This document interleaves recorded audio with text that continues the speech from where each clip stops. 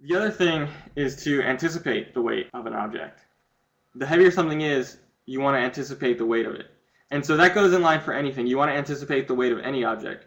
So for instance, picking up this piece of paper, I don't really need to anticipate its weight. It's light, so I can just pick it up. I can just reach in, grab, and pick it up.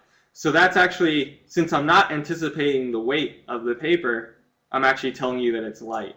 Whereas for instance here, if I go to pick this up, I'm going to have to anticipate the weight of it because I'm going to have to shift my body over it. Here's my dumbbells.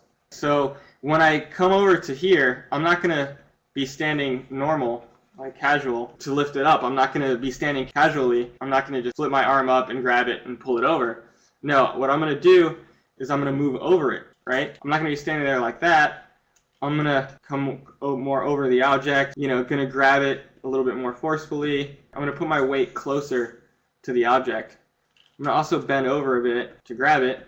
And then from that bend over, this bend over is anticipating, and then going from that bend over to this straight pull, changing this reversal here to this straight pull, even exaggerating, I can exaggerate the shoulder angle a little bit more.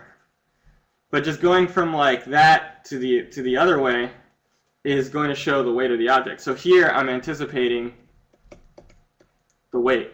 So I'm anticipating that I have to lift it up by getting him a little bit closer, more hunched over it when he grabs it and all that stuff. The other concept is counterbalance. And counterbalance you do every day. Like, so for instance, here's my character's torso, head, neck. If I stick my arm out and my center line for my character is still centered here, that doesn't feel like there's weight to his arm, versus if instead I lean back a little bit this way. Let's say the arm is still in the same spot.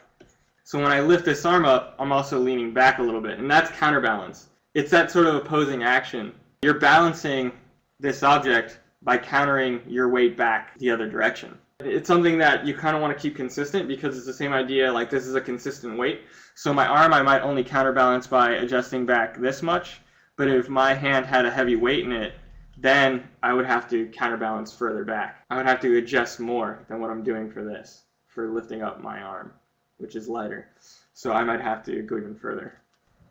Right, so if I'm raising this arm, right now I can do it pretty stable, but you see how my body just adjusts backwards a little bit? It's subtle, but I'm leaning back just a touch because I'm raising my arm. So that's something that naturally happens, is you counter move this way when you lift up your arm that way. I can do it holding still because I'm seated, but there is some like reverberation in my body. Whatever you're holding in your hands is part of your weight, and so you just have to compensate for that being in your hand when you lift up your hand.